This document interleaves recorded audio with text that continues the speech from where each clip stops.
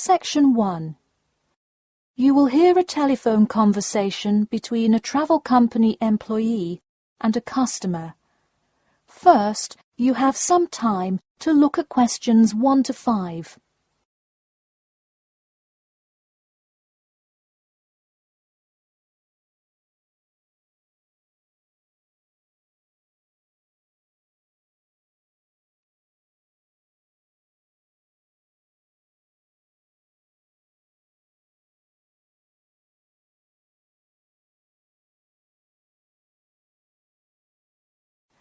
You will see that there is an example which has been done for you.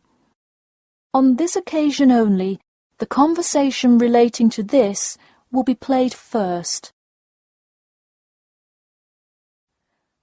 Hello? Hi, good morning. This is Talia from Parrot Bay Travel Agency. Is Robert Goddard there? Yes, speaking. The man says that he is Robert Goddard, so Robert Goddard has been written in the space. Now we shall begin. You should answer the questions as you listen, because you will not hear the recording a second time. Listen carefully and answer questions 1 to 5. Hello? Hi, good morning. This is Talia from Parrot Bay Travel Agency. Is Robert Goddard there? Yes, speaking. I'm so sorry that I made such an early phone call, and I'm calling to ask a few questions about your most recent vacation. Could I have 5 minutes of your time? Sure thing. Great, thanks. Now, I see here that you visited Melbourne. Was this your first visit to Melbourne? No, I have actually been there twice before. I see. Now, what would you say was your favourite part about Melbourne? Well, I did like seeing the exotic wildlife, and there are great sights to see, but I have to say I was most impressed by the amazing weather. Yeah, the weather there is amazing. Which of the sites listed as part of our official tour did you see? And of those, which was your favourite? First I saw the theatre, which was beautifully designed. It was not nearly as cool as the town hall, though. The building is a huge part of Melbourne's history. Definitely my favourite. I saw the aquarium too, but wasn't too impressed. I see. Yes, people often have great reviews of Town Hall. Now, I would like to ask you about your dining experience. Did you enjoy the food there? Absolutely, I loved it. I'm glad to hear it. Could you tell me a little bit about what you most enjoyed about the food? Being such an international city, I loved the variety. I could find any type of food I wanted, whether I wanted seafood, burgers, or anything else. You name it, and they had it. Did you drive to Melbourne? No, I flew. I thought about going by train, but in the interest of time, I decided to go by plane. Right, I see. Before you hear the rest of the conversation, you have some time to look at questions 6 to 10.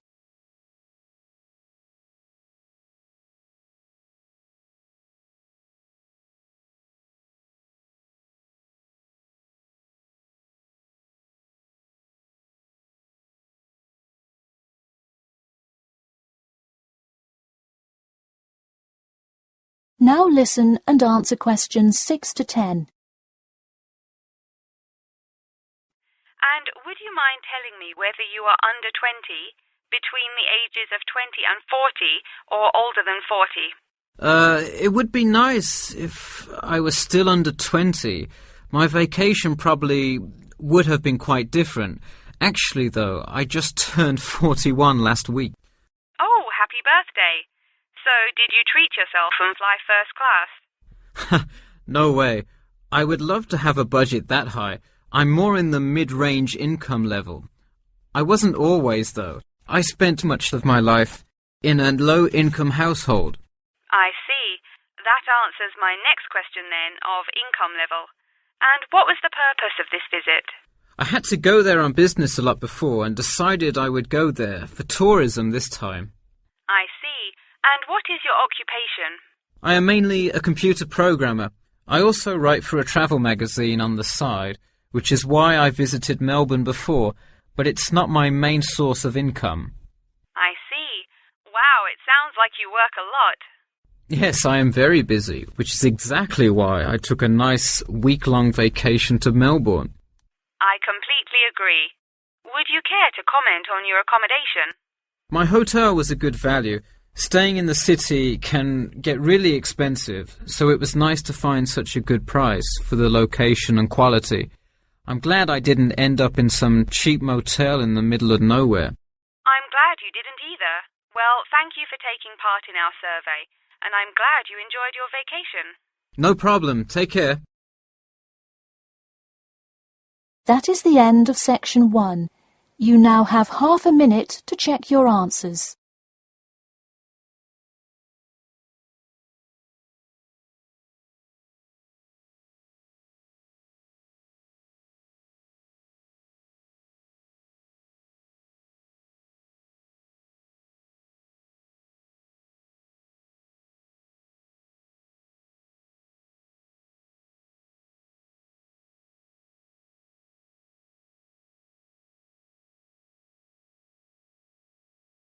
Now turn to section 2. Section 2. You will hear a talk about the main points of interest and the improvements made in the area. First, you have some time to look at questions 11 to 15.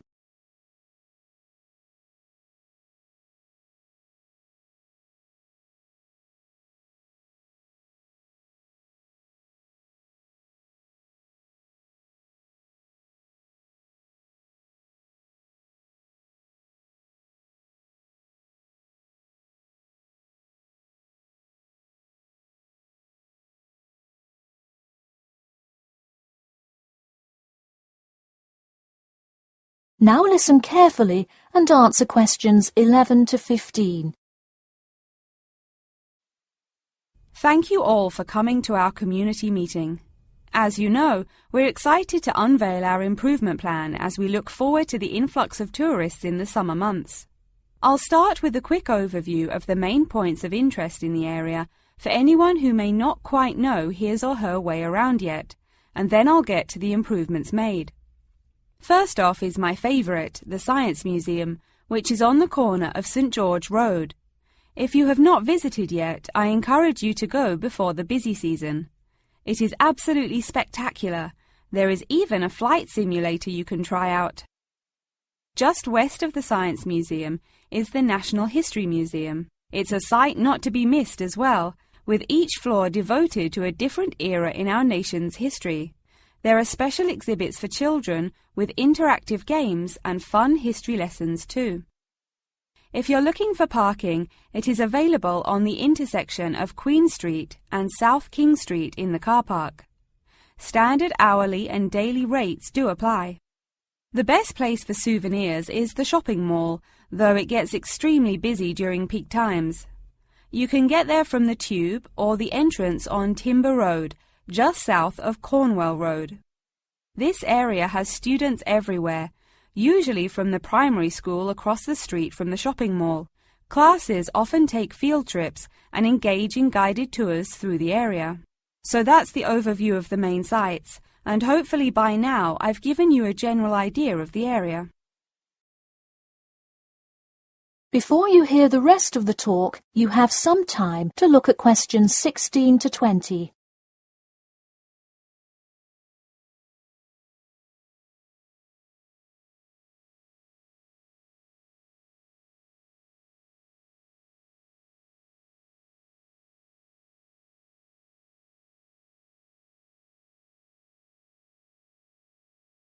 Now listen and answer questions 16 to 20.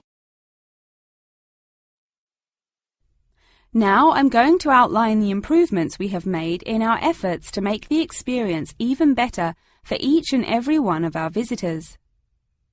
You probably noticed when you first drove into the car park this morning that there is now additional signage to help avoid confusion.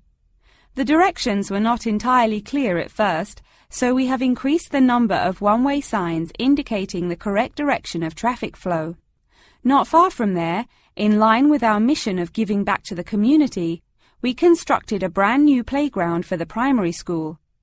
It is really something to be excited for. The equipment is state-of-the-art and includes swings, a small climbing wall, and even an obstacle course. Now we'll head north and take a look at the Science Museum. In response to our feedback from past visitors to the museum, there is now free information available outlining not only upcoming IMAX showings, but also natural wonders like meteor showers, eclipses, and other cool natural events. The Science Museum isn't the only museum improving the experience of its visitors. The National History Museum has added an entire new wing to its facility to accommodate the large crowds of people gathering to see the Civil War exhibit, Inventions Timeline exhibit, and other wonderful sections of the museum. The increase in space will definitely give a more calm, comfortable experience for visitors. And finally, remember when there was actually a line at the mall entrance from the tube station? It was terrible trying to get anywhere from the tube because foot traffic got so backed up sometimes. We have addressed that by adding another entry point into the mall from the other end of the platform to disperse the crowd. So those are the major improvements we have made. Clearly, having too many people that want to visit and enjoy what our community has to offer the public is a good problem to have, and I am confident that we have made the changes necessary to accommodate the growing interest in the area. As always, we welcome any questions, comments, or concerns about the new improvement plan. In a few minutes, I will open up the floor for questions, but you can also contact me or any other board member by email or through the city website. Thank you for coming, and I now encourage you to stay for the questions and answers panel occurring between now and 10:30. That is the end of section 2. You now have half a minute to check your answers.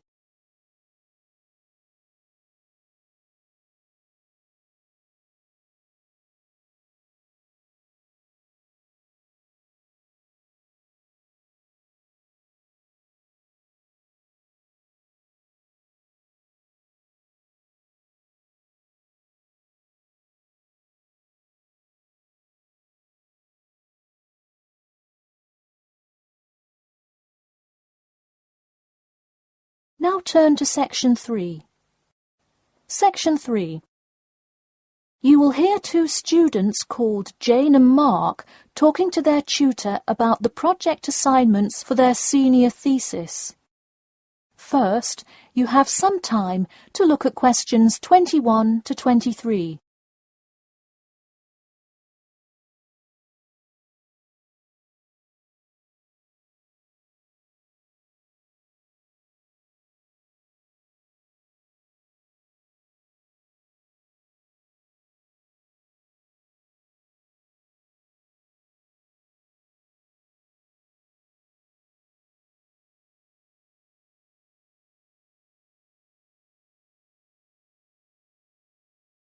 Now listen carefully and answer questions 21 to 23. So, you were both given your project assignments for your senior thesis today, right? Yes, and we already have to submit our topics next week. But how could they give us a grade this soon? No, next week's due date will not be counted towards your final grade. The teachers are just going to read your topic and give you feedback. Oh, I see. So first we should come up with our topics, and then what? Well, once you know what you want to study, you need to think about how you'll study it. You need to decide on your research methods. The methods will be the main part of your paper. What about the results section? Well, I can give you feedback on that, but you will be the one carrying out an experiment, and thus will have to produce the results on your own. What I would like to do today is practice writing research papers before you even begin your report. I'll give you samples of old data from past experience, and you can practice writing results and drawing conclusions. I think that would be really helpful. Yeah, it sounds like a lot of extra work, but I'm sure it would make our actual project easier. You're exactly right. So let's get started. First, let's try this simple experiment on fruit flies.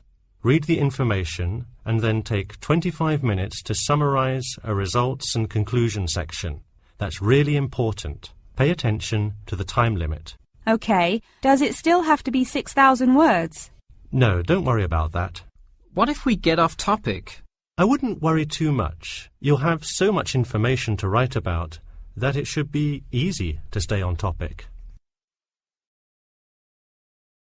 Before you hear the rest of the talk, you have some time to look at questions 24 to 30.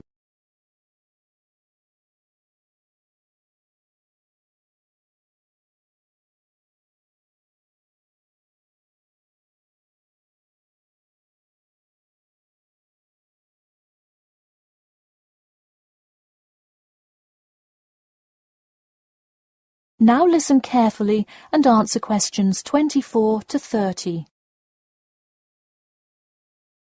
But what about other sources? Well, for this assignment, you can use the one from your textbook. In your actual paper, you should find old experiments that support your topic. So do we need to find different types of sources? For instance, should I be conducting lots of interviews to use in my paper? No, there's no need to conduct lots of interviews or anything like that. OK, I'm ready to get started. I'm still a little confused, though, on how we should format our paper. Don't worry about it for now, but on your final paper, make sure to pay attention to the format. It should follow the guidelines exactly. Oh man, I'm starting to understand why they give us all semester to do this. Are there any other small details like that we should know about? Not a whole lot. Make sure you provide 2 copies. One for your teacher, of course, but one for yourself as well. And of course, you know the due date, right? It's April the 11th, right? What? No, it's May 11th, right? Yes. The due date is May 11. Write it down. Oh, wow, yeah, I need to note it. Also, I'm having trouble finding information on my topic. What if I can't find enough good sources? It's all right to change your topic. Just make sure to do it before the beginning of April. Oh, really? Wow, I'm definitely going to change it then. Just make sure to write a note to your teacher, letting him or her know. OK, so getting back to writing this sample paper, where do we start? Should I just explain the experiment and what happened? Well, you need to start with your hypothesis, what you think will happen, and then describe your procedure. Then you can write up the results and your conclusions. Oh boy, I don't know if I can handle any more instructions. That is the end of section 3. You now have half a minute to check your answers.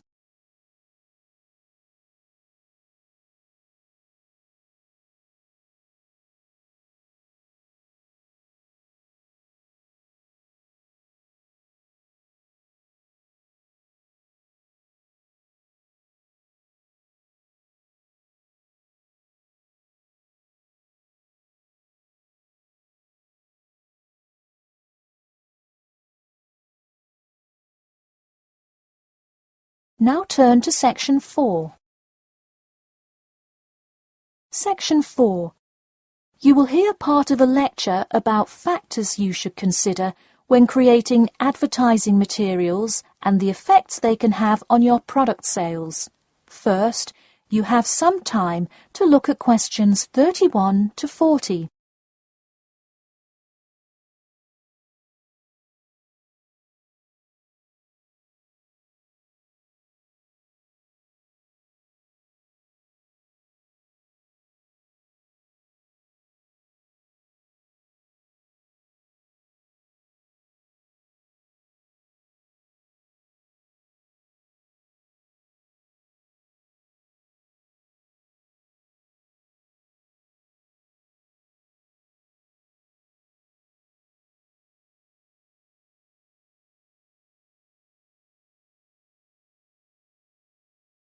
Now listen carefully and answer questions 31 to 40.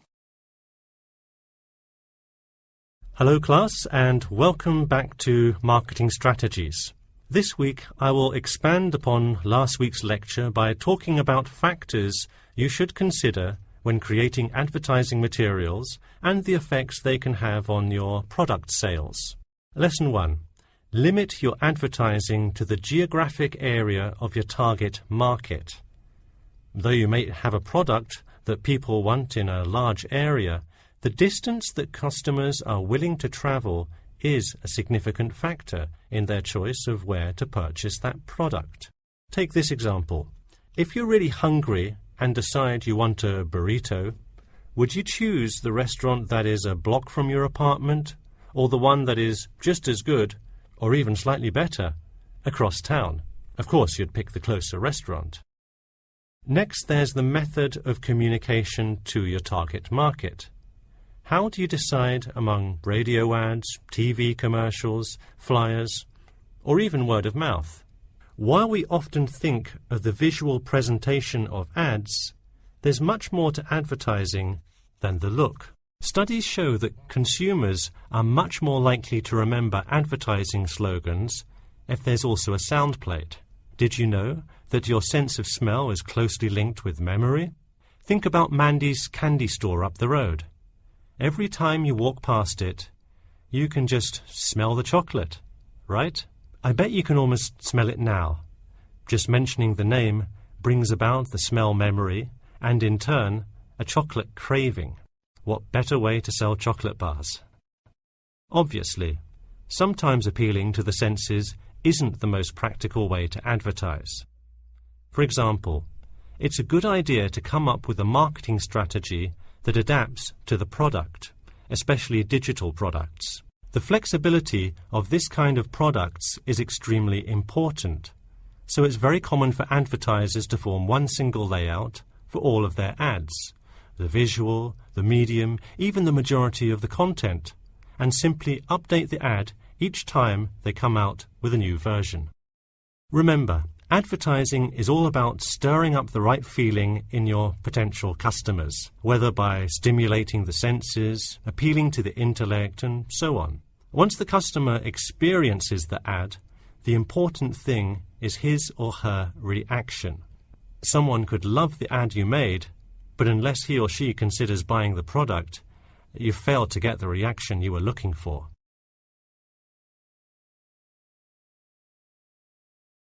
So once you have successfully reached your target customer, and you have his or her business, often you'll want to expand to a larger market. More often than not, the same marketing strategies you used in your small campaign may not work for a larger audience. The larger you scale your product, the more factors you must consider. For instance, Apple operates worldwide, so they must tailor their advertising for each market they enter.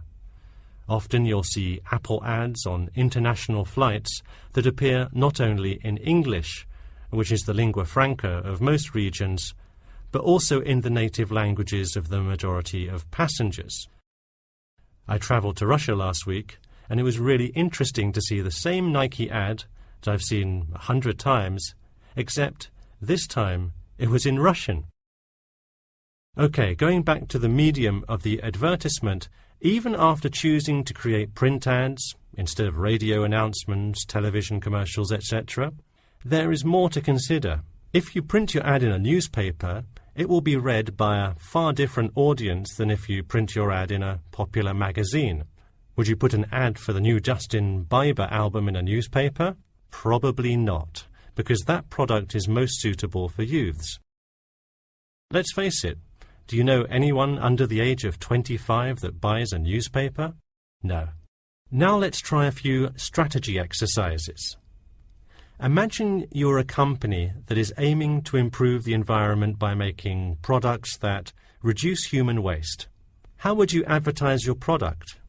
Clearly it would send the wrong message if you put up flyers or other materials that cause lots of waste paper. Consider instead putting commercials on the Health Channel or buying ad space on websites like UNESCO. Or here's another example. What is one great place to advertise suntan lotion? How about a swimming pool? It has the exact group of people that need the product.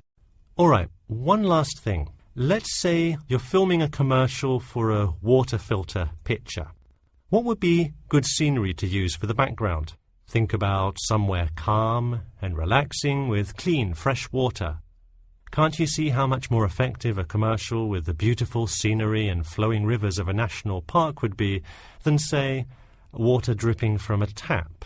So to wrap things up today, think about the geography of your target market, the type of marketing material you should use, and the most effective way to appeal to the customer in order to make a successful ad campaign.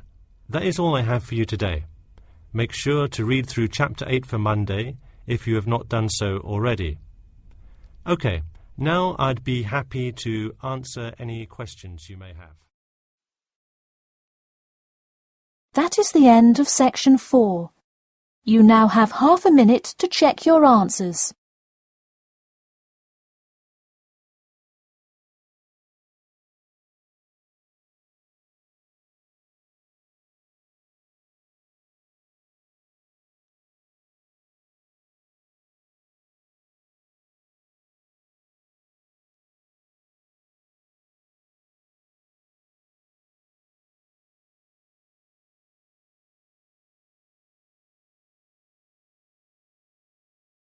That is the end of the listening test.